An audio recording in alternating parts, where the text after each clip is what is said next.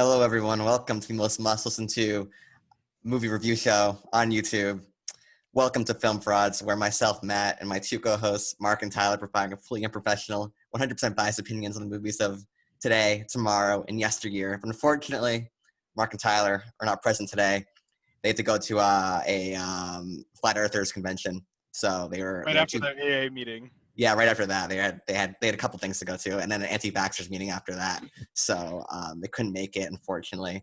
But today I have a special guest, Batman aficionado, Alex Haddon. Alex, how are you doing today? I'm doing all right. I feel good to be the pseudo Mark and Tyler. I'm good enough for two people, I guess. Yes. So some pretty interesting things happened yesterday in the DC Cinematic Universe world. Some things that you may have an opinion on. What's your history with Batman first and foremost? Because I'm gonna tell this video that you're an aficionado on the subject of Batman. Yeah, there's just like a small subtle thing to know about me is that I kind of like Batman, just a little bit. So my history with Batman started when I was probably like in second grade, and it was my birthday, and I got a Lego Batman Batmobile set, and I didn't know who the hell this was, or like I was like, what is this? This isn't SpongeBob or like anything Nickelodeon related. Yeah. So then like I kind of just had that, but then I was like 12 or 11 at the time. I had like an animation class at the local art museum nearby, and uh like I had this animation teacher, and he was like, if I could have a TV channel all to myself, I would fill it with nothing but SpongeBob, the Three Stooges, and the '60s Batman show. And I was like, I know two of three of those things. So I went home to my dad, and I would mention this, and he's like, "Oh, I used to watch that all the time as a kid, like the '66 Adam West Batman TV show." And like coincidentally, like either like TV Land or something was like running a rerun, so like I watched the entire series several times with my dad, and it's just like that was Batman for me for the longest time. Yeah.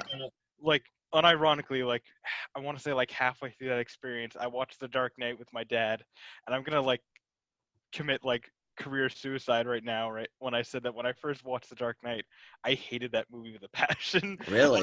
I was like, why is it so dark? Where's all the color? Where's Robin? Where's Yeah. like why is Batman so like scary? But then like as I grew up and I watched like the Tim Burton movies, the animated series, like the Arkham games, and like all of the Christopher Nolan Dark Knight trilogy, and reading like probably a good like 100 Batman stories, I finally learned that. I was like, oh god, I was an idiot. So Yeah. I have probably been a solid fan of Batman since like seventh grade of elementary school, so Yeah. like 12ish. I just want to clarify that you're not like the casual Christopher Nolan fanboy, Oh Dark no. Knight fanboy. You have a Oh. variety of Mhm. tastes of Batman. You've read tons of comic books. You've watched a lot of the movies and TV shows, Mm. and that you're very well versed. You even have a Batman sort of themed headset on. Yeah, just black and yellow. All that. Yeah. Funny enough, I have. It's a good thing I didn't wear the one of these. It's exactly like this, but it's pink instead of yellow. Just like Yeah. that's Batman's iconic color Yeah. scheme, black and pink. Yeah. So that being said, I want to know, what are your before we get really deep into the trailer for the Batman with Robert Pattinson, what are your general first impressions based on what you've seen both in the trailer and information circulating around about the movie? So, based on like I remember back in early middle school, like I was very hyped for like Batman versus Superman. Like I was like, oh, this movie is gonna be the greatest. It can't possibly fail. Like looking at all these screenshots and trailers, I'm like, this is gonna be the greatest movie of all time. And then it happened. Yeah. Then it came out, and I was so like I've kind of learned not to get too excited about this stuff because I don't know why I'm talking with my hands, but like I've learned not to get too You excited become for this stuff. Italian when you Yeah, join the film frauds. yeah, I'm getting some Italian energy just talking to you face to face. So like I learned not to get super excited. So like I've been seeing like all this stuff, and I'm like I'm kind of intrigued, but I'm not getting too excited yet. I'm taking a step back. I'm like I don't want to get. I've been hurt before, and I don't Yeah. want to. I don't want to get hurt again. Yeah. So, like I've been seeing like screenshots. I'm like that looks cool, and like on set photos, and like little like AMA stuff with Matt Reeves on Reddit and stuff, and I'm like, that's cool, but like I don't want to get too excited. After seeing this trailer, I mean I'm not gonna like blindly say this is gonna be the greatest movie of all time, but all like my worries or like all my major concerns seem to like wash away in 30 minutes with that Q&A Matt Reeves did, and then seeing Yeah, the trailer himself. Like I have at least confidence that this is going to be at least at the very bare minimum a solid movie yeah. and a solid Batman movie. We can get to the Matt Reeves interview like later, but I want to Yeah, talk yeah, about the trailer first. yeah, yeah, yeah. What stood out to you in the trailer that you liked first? So like everyone's saying it's just like the best part of the trailer is the bit where the guy's just like the hell are you supposed to be? And he Yeah. walks up to him and he's just punching him. He's just punching him more He like breaks his well on the arm ground. first. He Yeah, he snaps his breaks his arm. arm and Yeah. then he just punches, punches, and punches. He's like, I'm vengeance. Yeah. I'm vengeance. And like everyone's like, that's the greatest bit, and that part is awesome. But Mhm. personally, for me, my favorite part of that whole trailer was the very end, where like he's in the pseudo prototype bat cave, and he takes his mask off, and there's just this ominous voice like coming from nowhere that's just like you're part of this. Just like how am I part of this? Just like you'll see, and that like very screams like well, for starters that like signifies that like this Batman, this Bruce Wayne, is a broken person, just like physically and mentally. Like, and that's like the thing that I hate when people like talk about Batman, is they're like always talking about like how great the villains are and like how damaged people they are. Yeah. But the thing is, people don't understand is that Batman, the like what makes their like dichotomy and like the relationships with his rogues gallery work is that he is just as broken, just as psychologically traumatized and like a broken human being as like all of his villains. The only difference is that he holds himself back from like unleashing this pure rage driven monster on like the people of Gotham. And that like that moment very reminded me of I know you saw the Dark Knight Returns Part 2, the animated movie. Yeah. I don't Did you ever see Part 1? I think I saw like the ending to part one, but I saw all of part two. And Well, there's that's like like part two is incredible. Like I want it to is. watch part one. Yeah. It's great. Part 1, there's a bit where it's like after he fights the mutant leader in the junkyard for the first time, and he like barely gets away because he's like like the mutant leader, he's bigger and stronger, so he like breaks his arm and like slashes at his chest, and he's like bleeding out. And like Batman, he like barely survives, and he like gets in the Batmobile and goes back to the Batcave, and like he crawls out of the Batmobile. He just he doesn't see Alfred. Alfred's like, "Sir, you need medical attention," but he just dismisses it. He walks away. He's like stripping down to nothing, and he's just standing in the cave, and you just hear this dark, ominous voice coming from the cave, and he's just like, I'm not finished yet. Yeah. And Bruce just looks up and he's like, and you're not finished with me. You're never finished with me. And that just like reminds me, just like there's just this dark voice in his head that's just like it's like embodies like the darkest aspects of Batman. And I think Robert Pattinson's Batman is supposed to be like trying to rein that in for heroic and altruistic goals. Yeah. But like there's still just like it's not like he's just like Adam West be like, oh, I'm gonna handcuff you and take you to the police station. No, it's just like I have to show restraint, and I am like struggling to find that balance. Yeah. I think Master of the Phantasm also handles like the psychological damage as well. How he feels sort of guilty about but trying to live up to the legacy of his parents Mm. and that kind of stuff. So I hope that like we said, the more psychological stuff has a bigger element to this Batman movie. And I agree with the Robert Pattinson stuff. When he takes the helmet off and he has the eyeliner on, he Oh, I looks love that. yeah, he looks completely, not completely, but he looks sort of out of it. He looks sort of like detached from, Yeah, he almost just doesn't look human at that point, where he's yeah. just like it's almost kind of just like he's just like this battered animal, just like standing there Yeah, waiting even for when he just something. looks like a Bruce Wayne, like when you think of, Kristen Bale Batman and Ben Affleck Batman, you think of like well put together, like Mm, short hair, mm, like big and yeah. muscular, and then you see him and he has like the long bangs coming Mm, down. He just looks like a guy, sort of like very pale. I mean he has like that square jawline and mm. everything, but he doesn't look like he's as physically intimidating or like handsome as a Kristen Bale or Ben Affleck kind of character. So I'm interested to see if he's kind of like more like isolated, and he's Mm, not like this smooth mm. talking guy like what we're accustomed to seeing in the more recent Batman adaptations.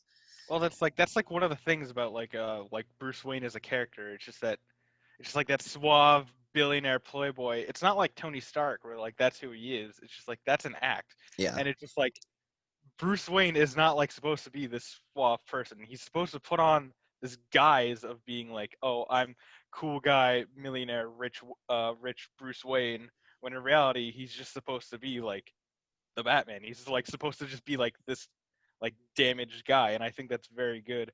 And like I like how you mentioned Mask of the Phantasm because honestly, like to some extent, I feel like it does a lot of better things with the Bruce Wayne Batman character than like some of like the big movies like yeah. 1989. With Nolan's character, with the Bruce Wayne character specifically, I would totally agree with that. Like one of my favorite bits from Mask of the Phantasm is that bit where like he's trying to like figure out what he wants to do with his life at the fireplace, and Andrea, his fiance at the time, calls him on the phone, and he's like, "Well, I can't do this if someone's waiting for me to come home. Like I can't be this creature of the night, and I can't be a happily married husband." And like he goes to his parents' grave and he's like crying in the rain. He's just like, I didn't. He's like, I know I made a promise. But I can't do it. I never expected I'd be happy. And it's just like, that's Batman to me. Just like the point. It's just like the only thing that's holding him to this is the trauma of who he is. And like you mentioned legacy, I kind of view Mask of the Phantasm more of just a view on dwelling on pain in the past or looking to the future. Mm. Like when they go to the expose of like the world of the future or whatever it's called. It's like even then, Bruce Wayne is like somewhat distant. He's like Andre is talking to him, but he's just looking at this car that like looks similar to the Batmobile. So it's just Yeah. like that's where his mind is, and it's just like that's all he has because he's a one-track pony, and he never expected anything else out of his life than being I'm going to be this avenging force to honor the legacy of my parents. And it's just like there's so many good Batman stories where it's like Batman could have a happy ending, but he won't allow himself to Mm. because because I keep saying like trauma and like broken, but it's just like that's who he is. It's just like he is never the person that'll move on. He's never the person that'll get over his parents' death because that is like the signifying driving force in his life.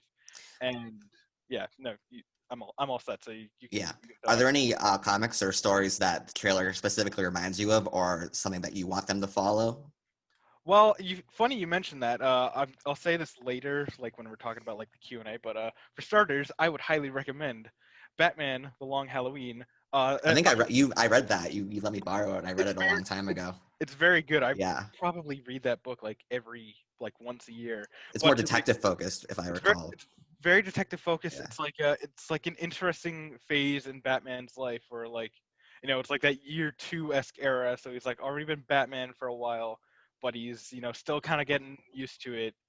And it's also like that era where it's like there's both like heavy organized crime, but then you also have like supervillains coming out of the woodwork, which Yeah. seems a lot like the Matt Reeves is the Batman because he mentioned that like this is the evolution of like the Riddler and Catwoman and the Penguin, but you still have mob bosses like I know there was a poster for Maroni in the trailer in like in like a room. There was a poster The about Sal Jesus is Maroni. playing Franconi or something. Yeah, Falcone, Carmine Falcone, yeah. Falcone. Yeah, John Turturro's. So like you still have like this weird balance of organized crime and also like freak supervillains. So like that's Yeah. something that like comes from If I Long remember Halloween. correctly from the was it Long Halloween Night? Long Halloween. Long Long Halloween. Halloween. I remember really liking the mobster and the organized crime aspects of it, and Mm, I think that they kind of shoehorned a bunch of villains in just for mm, like the sake of having the villains. But I remember really enjoying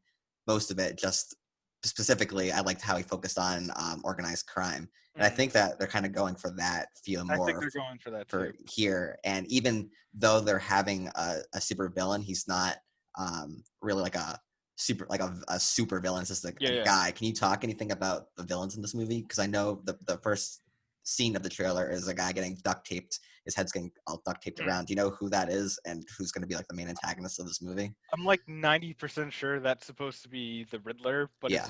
it's like Matt Reeves' own take of the Riddler, and like I kind of like what he did with that because there's like that bit where Jeffrey writes Commissioner Gordon. He's reading like this little like message card that like is left to Batman, Mm. and there's like like little riddles here, and like I get very like Zodiac killer vibes because there's like like uh, encrypted language characters on like the Yeah. bottom of the card.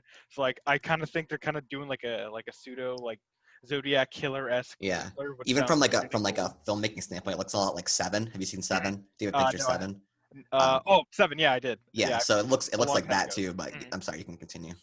Yeah, it's, I'm basically done. I'm thinking that's just gonna be like a very serial killer esque Yeah. Riddler. And I think it's played by Paul Dano, who is Mhm. known for doing. He's a very good actor, and he's played some really disturbing characters. Like in Prisoners, he plays Mhm. like an autistic son, and he does a very good job with that. So I'm excited to Mhm. see it. But it seems like this movie is going, whereas Ben Affleck's and Christian Bale's Batman's have been more action focused. It seems like Mhm. this one's going to be more detective focused, more Yeah. psychologically focused. Are Mhm. you happy with this direction? I'm very happy with this direction because like one of the things I love about like I want to say that Matt Reeves picked like the perfect era for Batman for me because I really love like younger esque Batman where he's raw, he's emotional, psychological, and I also think Isn't that Year One like your favorite Batman story or something? yes, that Yeah, it goes like year one, Long Halloween, and I kind of want to rope Dark Knight Returns into that because it's like he's old, but he's still kind of like working from the ground up, so he's like trying to relearn everything and stuff. So I kind of rope that into that too. yeah, But I also do like the fact that they're going for like a murder mystery esque detective story with it because it's like something we never really saw with Batman before. It's just like the extent of Batman's detective work in the Christopher Nolan series is I'm gonna find a shattered brick that was shot with a bullet, and I'm gonna figure out that this bullet had fingerprints on it, yeah. and somehow those fingerprints are gonna lead me to an apartment that the Joker worked for, I guess. Also beats up just random mobsters, and they just tell him everything that happens. Oh He yeah. manages to find mobsters that know more than they should, and they Mm. squeal to him. But It's like this guy look like he's got friends to you. yeah, Oh yeah. Also, I like how like they're treating Batman like he's this raw. Like he makes mistakes. He's raw. He can go too far. yeah, Like that's one of the things I kind of don't really like. I mean, I'll probably say this in another episode, but that's one of the things I don't really like about like the Dark Knight. At least as an interpretation of the Batman character, is that like there's that bit in the Dark Knight trailer where he's like, "I've seen what I have to become." To stop men like him, and I don't like it, but like I kind of feel like there's literally almost no difference between how Batman starts that movie and how he ends that movie. At least like like he drops that guy off a fire escape, Sal Maroni off a fire escape. He would probably have done that before the Joker showed up. So yeah, like I don't see like him like going to extremes or like going too far, except for like the uh big brother spying on everyone's cell phone thing. But yeah. There's another problem I kind of have with the Nolan movies. Do you know H Bomber guy, the YouTuber? H yeah, I He think so. does like he's like this is great and here's why, this is terrible and here's why kind of Yeah, yeah, videos. yeah. Mm, I hate that kind of video essay format, but I watch yeah, for some reason I don't watch Ruby like the Rooster show, but he did yeah, a yeah. video on Ruby Mm. and he made a comparison to the Dark Knight Rises, which I thought was funny, and it was like because I guess that there are terrorists in Ruby that Yeah, they stand up for like racial justice, but because they the want to like White Fang or something like that. yeah, I but mean, I they're can't treated as the remember the bad name of guys them. in the movie.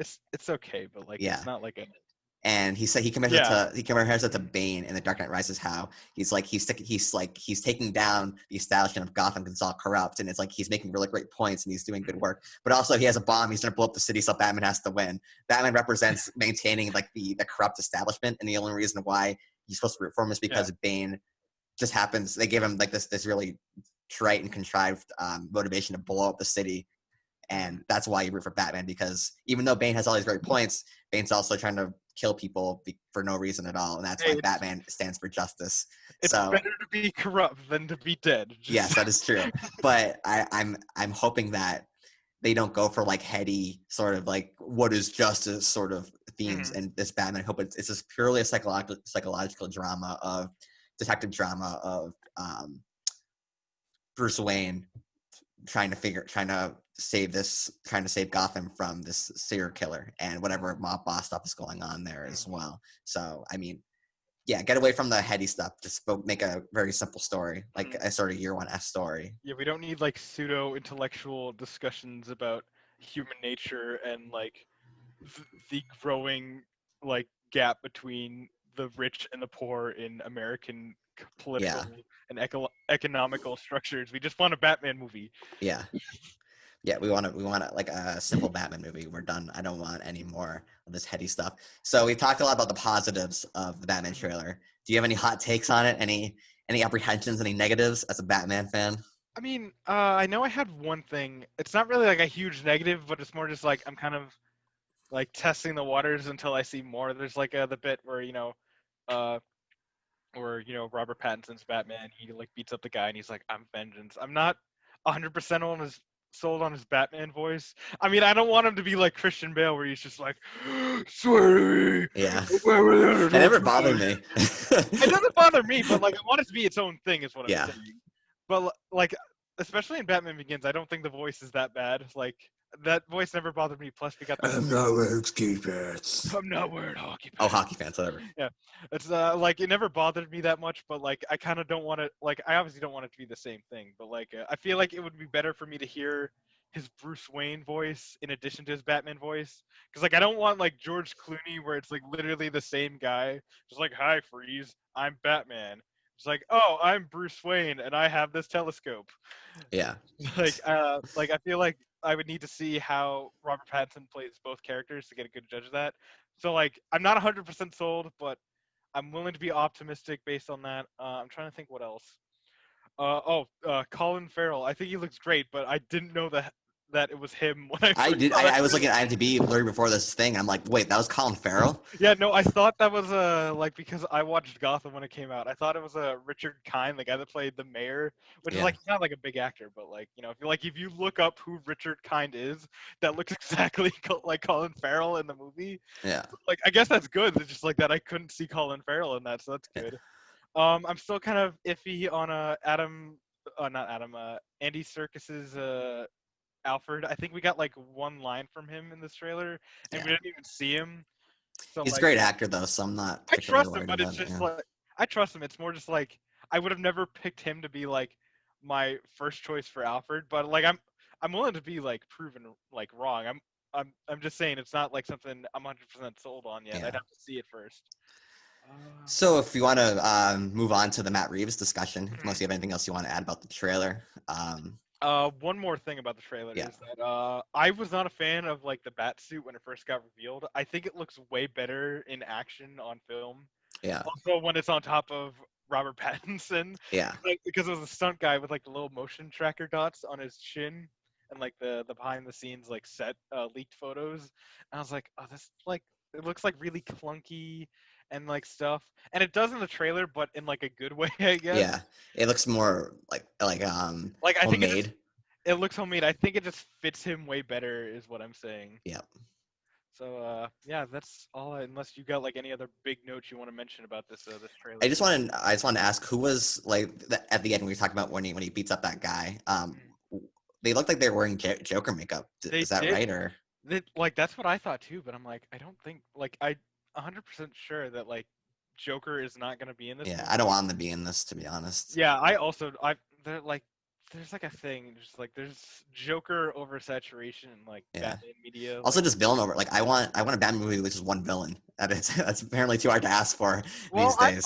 I'm fine with multiple villains, but like I kind of don't want like like I want variety. Like for Yeah. example, like I mean, like I know we saw like a Catwoman in the Dark Knight and or Dark Knight Rises, and I know we saw a Penguin in Batman Returns, and I know we saw uh uh Jim Carrey trying to be Riddler in Batman Forever. What do you mean trying? He was great. Oh, I think he's great. I'm just saying, I don't think Can you he's like imagine if Paul Dano played like just like the crazy green suit with the Yeah, question marks and this gritty like like the Seven-esque movie. the sequins like shiny Yeah, green suit, like question mark eye mask, and yeah, he's like throwing little green bombs with bat wings. yeah. He's like joygasm. You know, he was at his Jim Carreyist Oh at my that god, point in history. that movie Uh, is something else. But is there anything that stuck out to you about the Matt Reeves Q&A? like there was a lot he was talking about that like actually like piqued my interest. Like there's like a lot. Like it was like I think one guy asked just like what is like when making a Batman movie, like one of the most important things is like giving Gotham this character. So like how did he handle that? So he was like talking about like he phrased it as Gotham is an American city you have never seen before. He was talking about how he had like the Tim Burton stuff. He had like these big gothic, like spiraling towers, and in the Christopher Nolan series, you had like Chicago and Pittsburgh and New York. And he mentioned that like he wanted to like make his own thing. So like when they're filming, they go to uh, Liverpool for like shooting. So like an example, Like he Liverpool, said, England? yeah, Wow, that's yeah. interesting. So he mentioned that like he wanted to have like a city that had like this gothic architecture, but like all these modern things just like stapled on top of it. So like for example, like you mentioned like, oh, we're gonna have like Gotham Square in this movie, and if we go to Times Square, it'll just be like, hey, Gotham is New York, that's Times Square. But in this, he's like, oh, we're gonna be filming it in like the city center of Liverpool, but then we're going to be adding like all these big LED screens on top of that, so Mm. it kind of just looks like its own thing. And that was like something that That's super interesting because I lived in England for like a summer 2 years ago, and one of my favorite in Oxford, and one of my favorite parts of being in England was the fact that I'm a sucker for medieval history, mm, and you see that in Oxford. There's an interesting combination of like modern architecture mm, mixed with old architecture. So you kind of feel like you're stuck between times in a way. So I didn't even know that. Because I didn't listen to the Matt Reeves interview, but that really, really intrigues me because yeah, I don't ever feel like now that you mentioned this, like Gotham from the comics has never been perfectly adapted. It's always felt like just another city.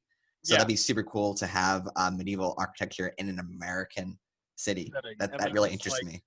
and it's just like forcibly modernized, like like modern a comedy is just like plastered on top of it, just Yeah, like there was no planning in the city, it was just made like when it needed to be made, and that was pretty interesting. He also talked about I guess there's like a Gotham Police spin-off prequel-esque TV show that they're making for HB Max with I think the head writer is Terrence Winters, whatever I don't think I know their who that name is. is. I I don't think I ever heard of them either, but like he was talking about like that, and that was pretty interesting because like when I first heard about that, they're like, oh, they're gonna make a prequel story about the Gotham Police Force. I'm like, isn't that just Fox's Gotham? But then he was talking about it was pretty interesting because he was talking about like exploring like the history of corruption in Gotham City, like how it came to be, Mm. um, and also just like it would be kind of like a Batman Year One esque story where you have a just like you have this rising urban legend myth in the background, and you're dealing with like how these corrupt cops deal with this, just like how what is going on, and just like how they're reacting to Batman, which seemed like pretty interesting, and that wasn't really developed in something like Gotham, so I feel like that would allow it to set itself by itself instead of just getting constantly compared to that. Yeah. So that was something that seemed pretty interesting. I'm sure on HBO they can probably get away with more gritty stuff too, Oh, absolutely. as opposed to not being a Fox. Like I watched the first 2 seasons of Gotham, and it's a little more on like the campy side. Oh yeah, yeah, no, So I think that if absolutely. they adapted it for HBO, it would probably be more cinematic, more Mm. gritty, more like a True Detective sort of show. Yeah, instead of Um, like a modernized, dark, edgy Tim Burton, not Adam West, like 1960s, 1980s, dark, edgy, campy fanfare. yeah, yeah, Like I love Gotham, but like I do not take that show seriously. yeah. So Uh, that's all you want to say about Matt Reeves? oh no, there's plenty more. Like you mentioned, like I mentioned this earlier when I was talking about like my favorite bit at the trailer was like the end bit of like Bruce talking to himself in his head. Yeah. Like he mentioned that like he wanted to. Matt Reeves mentioned that he like so like he excuse me, like explicitly mentioned that's what he wanted to tackle in this movie, because like he said he was a big fan of Batman Ego, which is a Darwin Cook graphic novel, I believe. I've actually never read it, and I might check it out because you mentioned it now. I know, right? Well, it's never You that. hack. It's never at That's Entertainment. You So lied to me. how can I read it? It's not at That's Entertainment. But like I'm probably gonna pick it up now, like on Amazon or something. Yeah, Mark will be upset that I'm supporting Jeff Bezos. But like he mentioned that like Mark supported Jeff Bezos way more than you have. Don't even yeah, worry about it. but then he trash talks him afterwards. Yeah. And Jeff Bezos is just like 2001 of Mark's dollars, Yeah. 2002 of Mark's Yeah. dollars. Yeah. Exactly. But anyway, so like he mentioned like he wanted to tackle a Batman who's like kind of at odds of like what is good and like battling his inner demons, which seemed pretty interesting. And he mentioned like a Jungian, like Carl Jung, like the psychologist or whatever, like shadow self kind of a take approach to Batman, which seemed pretty interesting to me, and I kind of really like that. So I feel like that would be really interesting. I just like Matt Reeves as a director. Have you seen any of his movies before? I know Mark told me to watch a bunch of movies. I haven't I haven't gotten around to it. War for the Planet of the Apes came out a couple of years ago, and it's phenomenal. He's like a good blockbuster director, but he definitely has he has a pretty good eye. He's not like a Brett. He's not like a hack Hollywood maker. He actually has like our Lord and Savior Zack Snyder. Yeah. We can talk about the Snyder Cut very briefly after this, but but I really love Matt Reeves. He makes blockbuster movies, but they take their time, they're slow, and they have emotion to them. So I'm really excited to see what he does for the Batman. I think he's a perfect choice to take on this series. But another trailer also came out. I want to say one more thing about the Batman. It's just that like I didn't really know who most of the people were working on this movie. Like I said, I didn't watch any Matt Reeves movies myself. But like Hello, Alex? Having some technical difficulties right now. Hopefully Alex will be back in a second. That he really cares about this character and this like world that he's working with. So like as someone that has never seen a Matt Reeves film before, I think he definitely cares, and I think it's definitely in good hands. All right. So do you want to move on to the Snyder Cut very briefly? Yeah, sure, I guess. What are your takes on that? Just very, very brief discussion on that. I thought it was fine. There were a couple shots that looked pretty cool. Like I like the shot of Steppenwolf in like the chainmail like hoodie or whatever, and I like the shot of like the new Steppenwolf that looks kind of cool. The thing is, like, but with every Zack Snyder movie, the trailer, like the shots always look cool. Oh, I'm aware. And then the one scene of dialogue at the end of the trailer is what's his name going? Ezra Miller going, there are bugs from thousands of different galaxies, and then Ben Affleck goes, "We have to fight as a team. They never fought us united." And that's like the one actual scene they showed in the trailer, and it's terrible. That's not true. I like the. Well, I have like a love-hate relationship with like the dark side thing, because I was like, yeah, it looks kind of cool, but then I'm like, well, it's probably gonna have like 30 seconds of screen time, because it's literally like I can guarantee Darkseid is literally gonna only be in that segment that's just like the history of like the mother boxes on Earth. Like remember that flashback to like that battle in the original like Joss Whedon Justice League? Yeah. Where it was just like the Atlanteans and the Themyscirian people, and there's like that one Green Lantern or something like fighting off parademons like thousands of years ago. Darkseid is going to be in that and nowhere else in this movie. So it's just like, don't get excited for that. And it's also 4 hours long. Yeah. Did you see the thing I put in the chat? It's going to be 4-hour-long segments. So the Snyder Cut can literally be its own quadrilogy. Imagine like being like, yo, I'm going to make one movie, and just like, psych, I'm making this whole like, trilogy of movies, which should have been one. Yeah. It'll be interesting to see how this turns out. But it's okay, because it's going to be on HBO Max. Yeah. So we can all watch it from home and be drunk while we do it. Yes, that's the best way to enjoy it. And you can pause the movie when your brain starts growing a migraine from all the loud noises and all that garbage. Oh my God, this movie is going to be something else.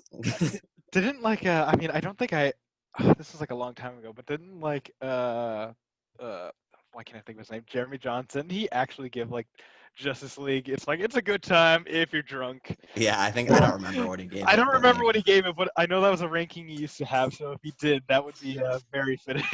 Yeah.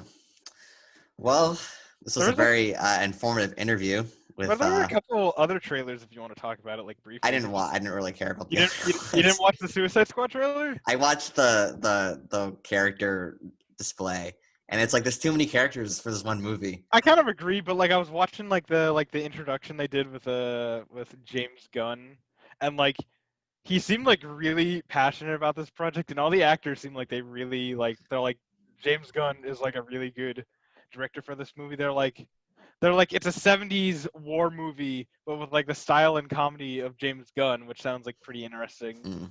Also, they gave Harley Quinn pants, which is a miracle. God bless you, James Gunn. Oh, James Gunn. I like how Sean Gunn's playing the whatever that creature is. Oh no, I'm happy that I forget his name, but the guy that was like that, like I know he's in the Dark Knight. He's that guy that Harvey Dent had a gun at, and Oh yeah, that dude. he's Polka Dot Man. That's Also, like Idris Elba's character looks super cool. plus, dude. They have King Shark in this movie. Of Yeah. course, it's gonna be great. It can't possibly be bad. It can't possibly fail. Yeah. Yeah, no, like it looks fun at the like. I'm not expecting much, but it at least looks fun. I don't know. We'll see. There's just so many characters that it's gonna be difficult for me I to. I will say that it does have a lot of characters. All right, All then. right, that's it. I have nothing to say about the Wonder Woman. I didn't watch the trailer. It looks fine. I mean, Yeah. I liked the first Wonder Woman. I kind of didn't want a sequel. Yeah. Like, When the big advertisement for the trailer is that Cheetah's in it, I'm like, I don't care. I'm not gonna watch the trailer. Mark was just like, dude, did you see the Woman trailer? They revealed Cheetah, and I'm like, dude, I don't want any Cats comparisons, because Yeah. like I sent like a picture from the comics. I was like, this is what they're working with. Cut them some slack. And he's like, but it's Cats though. And then I ended up watching it, and I'm like, but it's Cats though. Yeah, it looks fine. I Yeah, mean, I don't know. We'll see. like I said, I liked the first Wonder Woman, except for like the last 30 minutes. Like I was not a fan of the last 30 minutes, but everything leading up to that I liked. And then I kind of didn't want a sequel, at least one in the 80s, because like the point of Wonder Woman, the first movie, was that it explained why she's been hiding from society for so long. But now it's just like, yo, she's back and doing Wonder Woman stuff now. And That's just like timeline doesn't matter. honestly, it doesn't.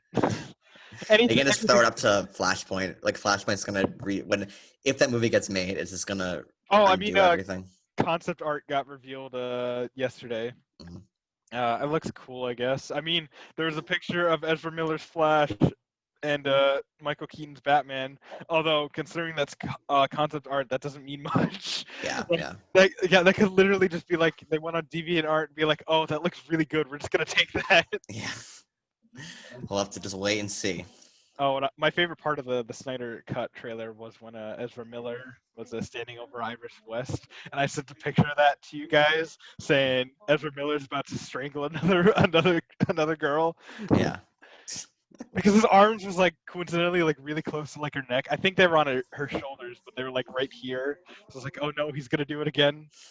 But yeah, Batman best trailer of DC Fandome. That's a fact. Yeah. Don't at me. Don't at me.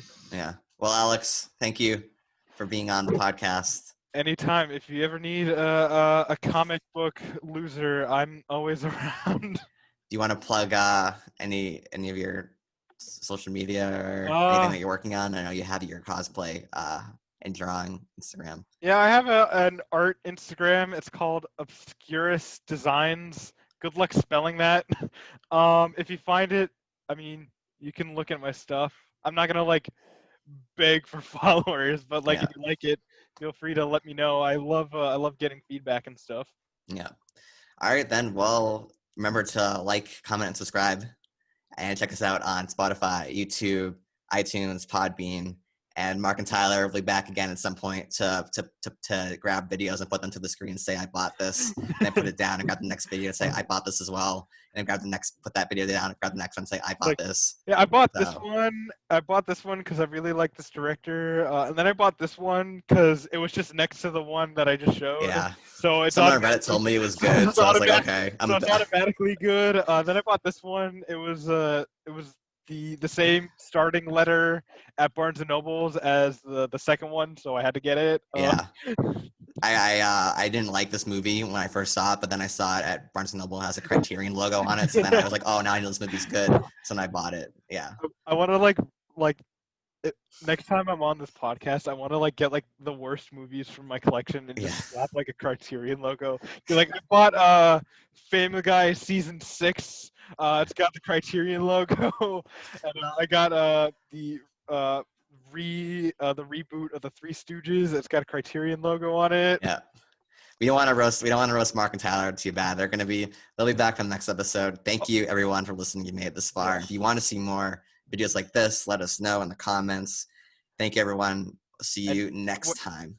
Don't forget, make sure to comment your favorite film fraud. Yeah, comment your favorite film fraud.